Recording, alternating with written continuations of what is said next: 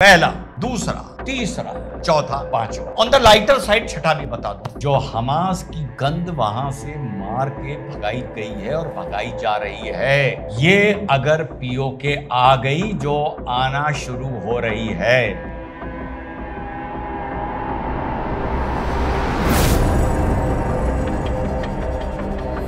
Hello, नमस्कार, सत श्री अकाल, अस्सलाम वालेकुम। कैसे हैं जनाब? आप में से बहुत से लोग मुझसे पूछ रहे थे पिछले 4-5 दिन में कि रिजवान भाई ये बताइए, आपके हिसाब से इसका समाधान क्या है? समाधान क्या है? तो एक समाधान तो मैं बहुत दिन से आपको बता रहा हूं, पर जब आप लोगों ने पूछा तो मैंने इस पर और चिंतन किया, बैठा, रात को बैठा, पॉइंट्स लिखे और आपके सामने 6 सूत्रीय कार्यक्रम लेके आया हूं सरकार के सामने। अगर सरकार ये कर लेती है तो ये जो चल रहा है पागलपन पिछले 40 साल से, ये मेरे हिसाब से 1 से 3 साल के अंदर खत्म हो जाएगा। कितना प्रैक्टिकल आदमी हूं, ये नहीं कहता आर पार कर लो खत्म हो जाएगा, आर पार नहीं। 1 साल से 3 साल या 2 साल से 3 साल के अंदर ये हमेशा के लिए खत्म हो जाएगा। अब सवाल उठता है, क्या इसमें वॉर एंड वाटर आता है? नहीं, मेरा जो कार्यक्रम है, मेरा जो सिलेबस है, इसमें ना वॉर आती है ना वाटर आता है। साफ बता दूं, साफ बता दूं, क्योंकि वीडियो शुरू करने से पहले स्टूडियोज में बैठे शेरों को, योद्धाओं को, राष्ट्रभक्तों को एक बार बता दूं, और इस पे जो फौजी भाई अगर मुझे सुन रहे हैं या उनका परिवार सुन रहा है तो वो जरूर कमेंट करिएगा, war is not glamour, war is not sexy, war is not titillating, it is not about a war movie, war is neither an adventure. War adventure नहीं है, ग्लैमरस नहीं है, सेक्सी नहीं है, टिटिलेटिंग नहीं है, नहीं है। इसमें फौजी कमेंट करें तो मैं ज्यादा बेटर समझूंगा। That is why these are called the defence forces. और जो हमारे देश के 60-40 साल में हो रहा है, जिसमें 1 लाख लोगों की जान चली गई है, इसका सोल्यूशन बिना वॉर एंड वाटर के है। वाटर पे मैं कल फिर से एक वीडियो अपलोड करूंगा, अपडेट काफी आ गए हैं, तो इसका उसके बिना सोल्यूशन है, यकीन करो है। आज की तारीख में जो वॉर है ना मेरे साथियों, ये ब्रॉडकास्टर्स के लिए, यूट्यूबर्स के लिए, मीडिया पर्सनालिटीज के लिए एक कंटेंट हो सकता है, मेरे लिए कंटेंट हो सकता है। अगर 10 दिन वॉर चले और 10 दिन उसका विश्लेषण चले, 15 दिन उसका विश्लेषण चले, इस 1 महीने में हम तो लाखों कमा लेंगे यार, हम लाखों कमा लेंगे रेवेन्यू से।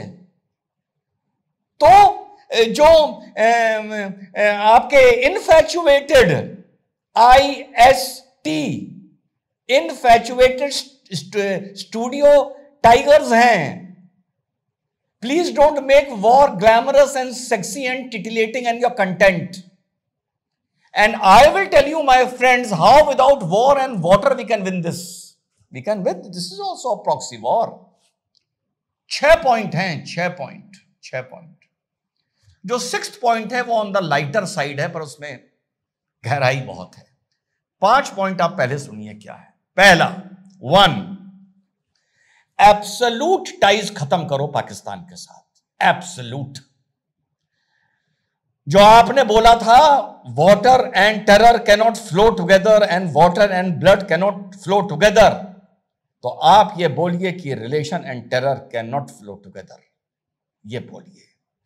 जब तुम्हारी किसी से दुश्मनी होती है, कोई तुम्हारी जान माल का दुश्मन होता है, कोई तुम्हारे कुनबे का दुश्मन होता है, कोई तुम्हारे परिवार का दुश्मन होता है, तुम्हारी जेब का दुश्मन होता है, तुम्हारे सुख चैन का दुश्मन होता है, तो कहीं शादी में, बारात में, महफिल में, मार्केट में, समाज में तुम्हें उसके साथ अगर कोई बाल बराबर भी बात करते या हंसते देख लेगा तीसरा आदमी, तो वो तुम्हारे दर्द को नहीं समझेगा, वो तुम्हारे दर्द को नहीं समझेगा, वो तुम्हारे दर्द को एक जियोपॉलिटिक्स समझेगा। Absolute end of relation, absolute with capital A, खत्म। वो खा ले चीनी महंगी, हम खा लेंगे टमाटर महंगा, वगैरह वगैरह वगैरह, जो भी हो, जो भी हो, कोई उसका सिग्निफिकेंस नहीं है। कितने दिन के लिए? 3 साल के लिए। Again I am practical, again I am practical. 3 साल के बाद, 2 साल के बाद एनएसए की कमेटी सरकार को यह बताए, अवगत कराए कि क्या रिपोर्ट है पिछले 2 साल की और अब उन रिलेशंस को कितने % खोला जा सकता है। एब्सोल्यूट बंद, मतलब कुछ नहीं। जब 3 साल बाद वहां एम्बेसी खुले उनकी यहां और हमारी वहां, तो उसमें जाले लगे हों, बिल्कुल बंद कर दो। पहला। दूसरा, जो ये मैं कम्युनिटी गाइडलाइंस के मारे नहीं दिखा रहा हूं, बाबू बाहर निकल आओ, भैया बाहर निकल आओ, भैया गलतियां हो जाती हैं, तुम परेशान ना हो, आ जाओ बाबू, तुम्हारी अम्मी आई हैं तुम्हें समझाने के लिए, बाबू बाहर आके झांक के देख लो। ये खत्म कर दो, ये बिल्कुल खत्म कर दो। कोई डायलॉग नहीं, कोई नेगोशिएशन नहीं, नथिंग। दिखें और बस पता है यहां है, धुई खत्म, कोई बात नहीं। तीसरा, डिटरेंट थ्रू द फैमिली। आज जो इसमें लिप्त थे, कल शायद उनके घर बुलडोज किए गए हैं, तोड़े गए हैं। इस पर यह भी खबर बन सकती है कि एक्शन में सरकार, एक्शन में डोभाल, काम चालू, यह भी बन सकती है खबर, थंबनेल यह भी बन सकता है। लेकिन सरकार को तो यह 2018 में गया था, फिर 24 में इसने वापस भारत में एंट्री करी थी, जिसका घर गिराया गया। तो यार तुम्हें पता था ये गया है ना, तो उसकी जिम्मेदारी परिवार को दो, अड़ोसी पड़ोसी को ना दो, किसी बेगुनाह को ना दो, किसी को राउंड ऑफ में परेशान ना करो, पर परिवार को दो यार, देनी पड़ेगी मेरे भाई।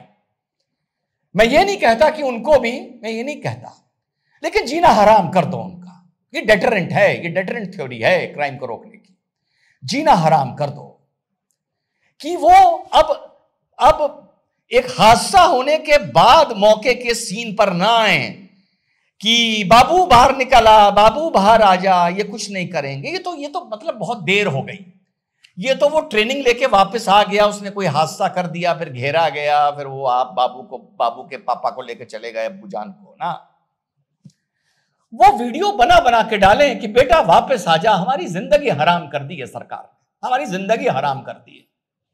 हमारे तेरी बहन पढ़ नहीं पा रही, हमारे बैंक अकाउंट नहीं खुल रहे, हमें बत्ती नहीं मिल रही, बस हम किसी तरह जिंदा हैं। और फिर ये ना समझाओ कि वो सुप्रीम कोर्ट बीच में आएगा। ये सब समझाना है तो ये समझ लो ये वीडियो बेकार है, कोई वैल्यू नहीं है इसकी, सब बेकार है। तो नहीं बेटा, वो कहें बेटा आजा, वापस आजा, हम बर्बाद हो गए। ये नहीं कि वो कहीं घेर लिया गया, फिर हमारी फौज उसके अब्बा अम्मा दादा दादी को लेकर चली गई कि बाबू बाहर आ जा ना। वो खुद ही वीडियो बना के डाले। सोशल मीडिया का दौर है, इसका फायदा उठाओ कि बेटा आजा, जिंदगी हराम हो गई है, हम नहीं जी पा रहे, हम जिंदा होते हुए मरे हुए समझो। जब आप ये करोगे तो आपको लगेगा कि यार रिजवान थोड़ा लॉन्ग टर्म प्लानिंग बता रहा है। तो इन चीजों को, 40 साल की बीमारी को एकदम से आप 4 महीने में नहीं खत्म कर सकते, नहीं कर सकते। तो जब ये होने लगेगा, तो जब आने वाली पीढ़ी इस टाइम खड़ी हो रही होगी, जब आपके पास मेरा वीडियो पहुंच रहा है, जब जहां पर बाबू 9 साल 11 साल 12 साल 13 साल का होगा, तो उनकी बर्बादी के वीडियो देखकर, बदहाली के वीडियो देखकर, उसके जो अब बॉर्डर पार कर चुका है, जो इस लाइन में जा चुका है, मां कहेगी बेटा कुछ कर लीजो, ये ना करियो, कुछ कर लीजो, ये ना करियो, तू तो चला जाएगा, हमारी जिंदगी खराब कर देंगे, हमारी जिंदगी खराब हो जाएगी। ये जो आज मैं बता रहा हूं, इसका असर 4 साल बाद या 5 साल बाद देखने को मिलेगा, जो उस टाइम बाबू 9 साल का, 8 साल का, 11 साल का, 12 साल का, 14 साल का, 15 साल का होगा। मां अगर वो घर में इतनी सी भी बात करेगा, मां कहेगी बेटा अल्लाह माफ करे तुझे, ये बात ना कर बेटा, ये ना कर, तेरी बहन है, तेरे भाई है, तेरे बूढ़े बाप है, ये ना कर। तो वो दौर चला गया कि जब तुम चले जाते थे और हम आराम से मोहल्लों में रहते थे, हमारे अकाउंट भी खुलते थे, हमारे काम भी होते थे, हमारी यहां बिजली भी आती थी, पानी, जीना हराम कर दो। अभी कैसे करो यार, ये तुम जानो। अगर ये सब रोकना है, जीना हराम कर दो। तीसरा, चौथा, ये मैं बार बार बता चुका हूं, इस पर ज्यादा इलैबोरेट नहीं करूंगा कि ज्यादा डिटेल में मत जाओ। हमें ना बताओ कि किसने क्या, किसको हैंडल किया, किसने किसको वेलकम किया, कौन इनका कोवर्ट ऑपरेशन यहां पर हैंडलर था जो मैनेज कर रहा था। बस हम तो चाहते हैं गुमशुदगी की एफआईआर करवा दो, उसके नाम पर हो जाए, उसका परिवार आके करा दे और उसकी विवेचना करो और उसके बाद वो कभी ना मिले, कभी ना मिले। ठीक। चौथा, अब पांचवा बड़ा इंपॉर्टेंट, प्लेइंग फील्ड बदलो। अब यहां से थोड़ा मेरा वीडियो को आप लोग समझिएगा, क्योंकि मैं इन्फैचुएटेड स्टूडियो टाइगर माने IST नहीं हूं, मैं IST नहीं हूं भाई, ठीक है, मैं नहीं हूं। तो चेंज द प्लेइंग फील्ड। जब तक आप उस प्लेइंग फील्ड में लड़ते रहेंगे, उस माहौल में लड़ते रहेंगे, जब तक आपकी, हकीकत बता रहा हूं, जब तक आपकी फायर करी हुई गोली पाकिस्तान तक पहुंची नहीं रही होगी, वो कहीं ना कहीं POK में ही गिर रही होगी। जब तक इधर का मरे या उधर का मरे, मर POK का ही रहा होगा या कश्मीर के बाहर का होगा। समझ गए ना किसकी बात कर रहा हूं? वो यात्री, वो टूरिस्ट, वो फौज, ये तो कश्मीर के बाहर के हो गए, ठीक। और जो आए थे 4, वो भी 99% POK के हो गए। और जो बचाने गया, जिसको माना जा रहा है बचाने गया समरसॉल्ट मारता हुआ, वो भी कश्मीर का हो गया। तो पाकिस्तान का इसमें नुकसान अभी तक कहां हो रहा है? आप एक बात रियलाइज नहीं करते कि पाकिस्तान का नुकसान कहां हो रहा है? नहीं हो रहा है। तो जब तक आप उनके लिए प्लेइंग फील्ड नहीं बदलेंगे, प्लेइंग फील्ड, और ये प्लेइंग फील्ड आप कच्छ, राजस्थान और पंजाब में नहीं लाएंगे, ये बात मैंने बहुत पहले भी बोली थी, पंजाब, कच्छ और राजस्थान में नहीं लाएंगे, और उनको ये नहीं लगेगा कि यहां भी कुछ प्रॉब्लम क्रिएट हो सकती है, तब इसका सल्यूशन पाकिस्तान के अंदर की जनता से निकलना शुरू होगा। वॉर की स्टेजेस होती हैं, क्योंकि मैं इन्फैचुएटेड स्टूडियो टाइगर नहीं हूं, आपको पहले वॉर की स्टेजेस बता दूं। इस सब्जेक्ट पर भी मेरा बहुत अध्ययन है, जब इराक का हुआ या हमास का हुआ या इजराइल का हुआ, मैंने बहुत बहुत वीडियोस बनाए थे, पर अफसोस मैं स्टूडियो टाइगर नहीं हूं, तो थोड़े से प्रैक्टिकल बनाता हूं।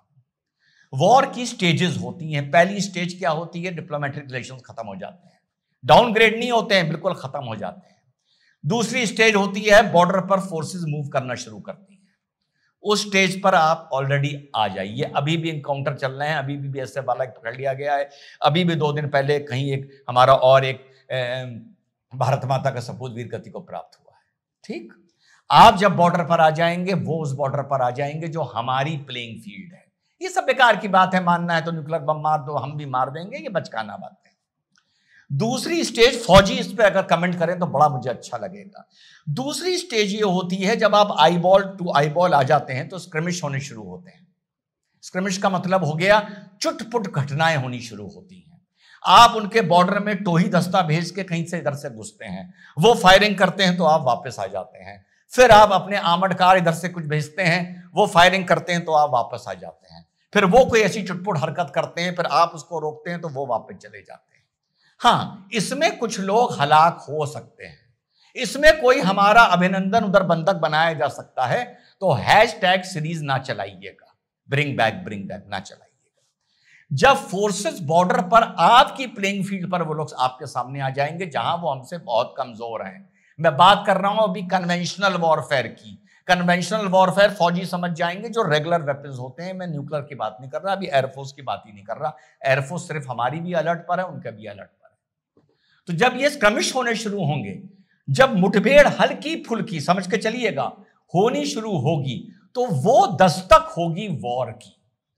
और वॉर की दस्तक ये, आप अगर चाहें, फौजी भाई इस बात को समझेंगे तो हैवी गन फायर भी कर सकते हैं, मोटार फायर भी कर सकते हैं, लाइट वेपन फायर भी कर सकते हैं। हां, अगर आप मिसाइल फायरिंग करने लगेंगे तो वो स्क्रैमिश में नहीं आएगी, क्योंकि मिसाइल्स के रेंज ज्यादा होते हैं।